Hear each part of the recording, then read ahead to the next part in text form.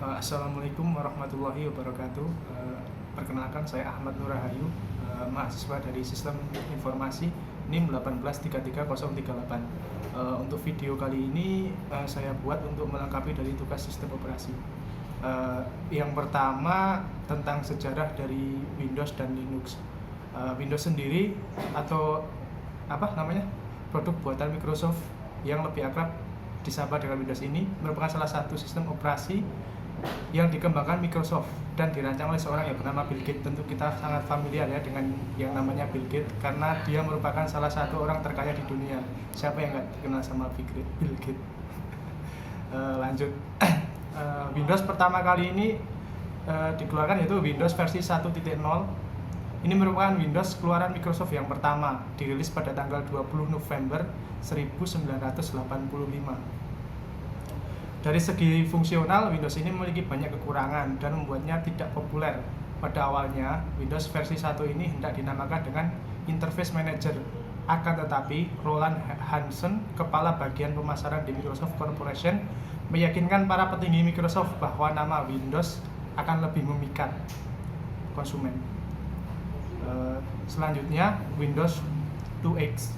Windows versi 2X ini pun muncul dari pendahulunya yang memiliki banyak kekurangan, dan juga Windows ini menjadi populer karena kompatibelnya program buatan Microsoft dengan Windows ini, yaitu Microsoft Excel for Windows dan Microsoft Word for Windows. Selanjutnya setelah Windows 2X muncul lagi Windows 2.1X.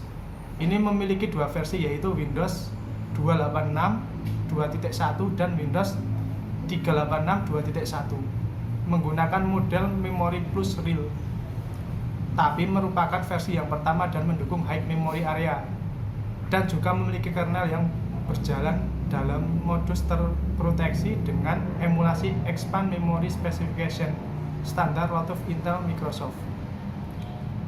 Selanjutnya Windows 3.01. Kini Windows memperhatikan kemampuan yang meningkat dengan signifikan. Pada Windows 3.0 ini meningkatkan kemampuan dalam aplikasi Windows dan juga mampu belajar dalam multitasking. Jadi kita bisa membuka lebih dari satu aplikasi ya teman-teman. Berikutnya Windows 3.1. Windows ini menawarkan beberapa peningkatan minor terhadap Windows 3.0 yang pertama, dan juga terdapat di dalamnya banyak sekali perbaikan terhadap bug dan dukungan terhadap multimedia.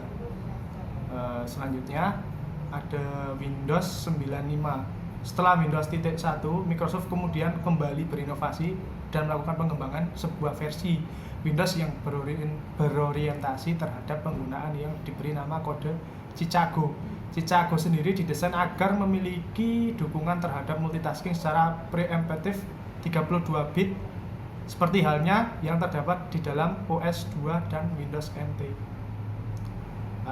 Selanjutnya, setelah Windows 95 ini ada Windows 98. Windows ini sendiri dirilis pada tanggal 25 Juli 1998.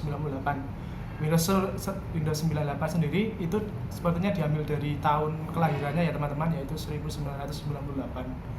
Windows ini dianggap revisi minor terhadap Windows 95, tapi untuk secara umum dapat dilihat jauh lebih stabil dan dapat diandalkan dibandingkan dengan pendahulunya. Setelah Windows 98 ini, Microsoft tidak berhenti berinovasi ya teman-teman. Mereka terus melakukan inovasi hingga muncullah Windows Millennium Edition atau ME. Windows ini sendiri dirilis pada bulan September tahun 2000. Versi ini memperbarui Windows dari 98. Tentunya lebih banyak fitur dan dukungan multimedia dan internet yang lebih baik ya. Setelah Windows Millennium Edition ini muncul kembali Windows NT 4.0. Windows ini pada awalnya dikembangkan sebagai sebuah bagian dari usaha dan memperkenalkan Windows NT pada pasar workstation dan memiliki antarmuka yang sama dengan Windows 95. Setelah itu, pada tanggal 17 Februari tahun 2000, sebuah versi yang sebelumnya dikenal dengan sebutan Windows NT 5.0 versi Windows 2000 ditunjukkan untuk dua pasar, yakni workstation dan juga pasar server.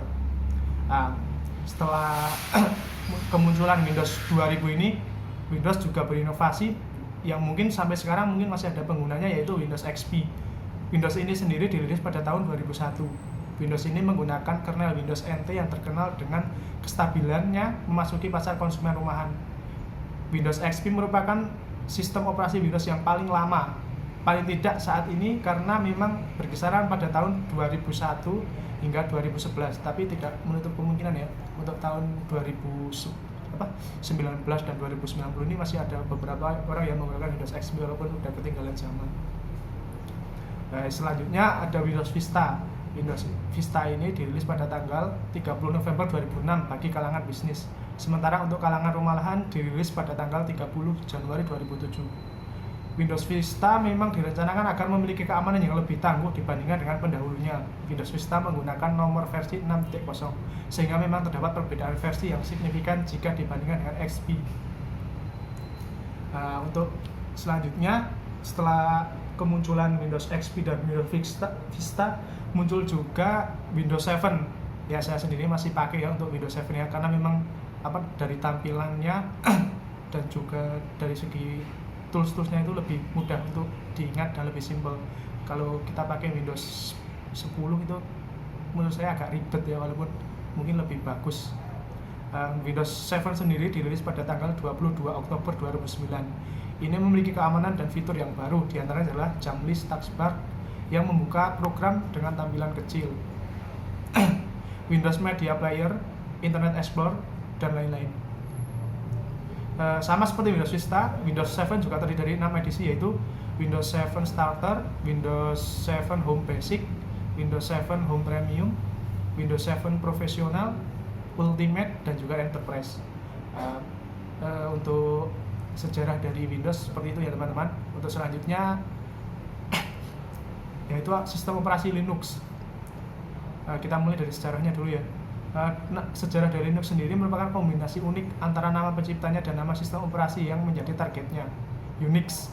Semuanya berawal dari sebuah sistem operasi bernama Minix. Minix dibuat oleh Profesor Andre Tannenbaum. Minix adalah sistem operasi mirip Unix yang bekerja pada PC.